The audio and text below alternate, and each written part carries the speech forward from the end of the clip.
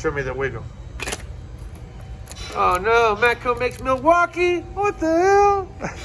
Houses are too old and deteriorated to save, so you gotta replace them. There's another one that I broke earlier. Little thing's got some weight to it.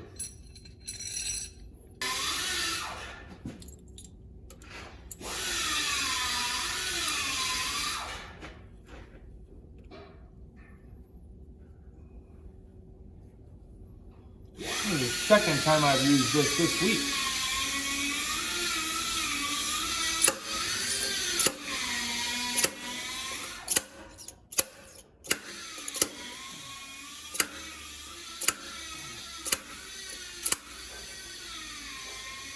Bam-o. There's the sucky part. That won't go through.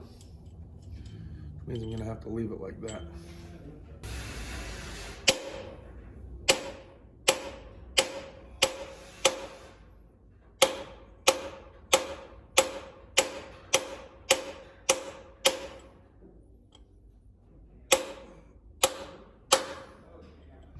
It's that time, but she's done. See you guys back at the house.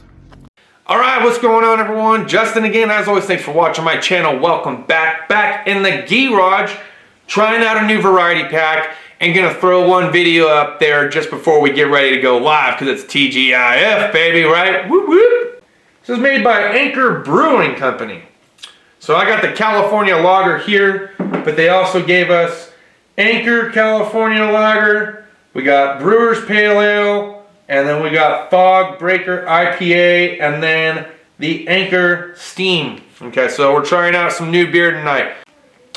All right, so for tonight's video question, this is from Dustin Osborne. Hey, I always want to know, how long does it take to get moved up at a dealership? I've worked at the independent shops and started at the dealership not too long ago, and they started me out as a lube tech. They said they would work me up to brake work. Does it take a while to get moved up at a dealership, or should I go back to the independent shop? All right, great question. No, I would not go back to the independent shop. Sounds like you got a good thing going on at the dealership. It is gonna take some time, but that also depends on you. It depends on how much time you're willing to invest in completing the online coursework to get sent to those physical courses so you can level up. And as you level up, because as warranty departments dictate, you have to be a certain level to be approved to do certain warranty work, and that is going to decide whether or not you're diagnosing vehicles, if you're doing heavy line repairs, if you're able to do small repairs, if you understand the braking system or the steering system, stuff like that. So look, when I was over at Chrysler, we had to get our what was called our level zeros. If we got our level zeros complete, this is an online training course, no physical coursework necessary. But if we got those complete, that meant we can actually do PDIs, or pre-delivery inspections, for the brand new cars. It means we can walk around, check all the fluids, do the nitro fill, put the little caps on, you know, make sure all the software is up to date and so forth. So having that level 0 made it to where we can do new car delivery prep, right? So that was pretty cool. Now, there was a way that you could fast track by testing out of your level 1. So after you do level 0, you have level 1 online training coursework to complete. Once completed, they could send you to the course that's an overview of all the things that you learned. And from there, now you can start getting into some of the basic warranty repairs, like the airbags and sensor repairs and wiring zip tie repairs and things like that, right? Trailer harness installation. And you can work on other warranty items, even towards the heavier lines, so long as you have some level tech above you that's kind of mentoring you along as you're doing the repair. They can sign off underneath you, okay? So if you're a level 1, you can do a whole lot more than you can when you're a level 0, but really, it's not up to the dealership to move you through your coursework. You have to do it. So when I was at the dealership at lunchtime, I would be doing coursework. I would pause the course when I needed to get back on the clock. I would do my work. I would come home. I would go back to doing coursework. I would go to bed around 11:30 midnight. I'd wake up at 6 a.m. I'd start doing some coursework just before I had to be at work at 8 o'clock.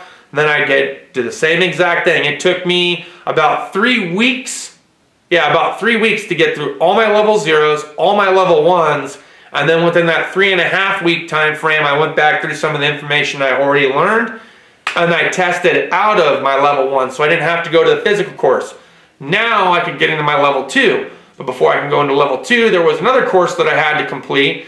So I'd take these little tiny online courses, and then I would have to go to a physical course for each module, right? Because there was different modules. There was one for driveline, one for transmissions, one for diesels, one for electrical, one for engine performance. So they had everything broken down in various categories, but you would have to go to that one course before you could take the next 2 or 3 online courses. Once you got done with your level 2s, now and you test out of it, then you can move on to your level 3s, and same exact thing. Once you complete all your level 3s, now you're officially a master mechanic in that category. But if you have your ASC certification, you're a true master of that, okay? So how long does it take? So, okay, I was a level 2 across the board, and I was a level 3 in half the areas, but I didn't complete all my level 3s because I didn't take the last course, okay? There was other courses I had to take to become a full level 3, but I was in the level 3s for half. And I completed all that within a 3-year time frame.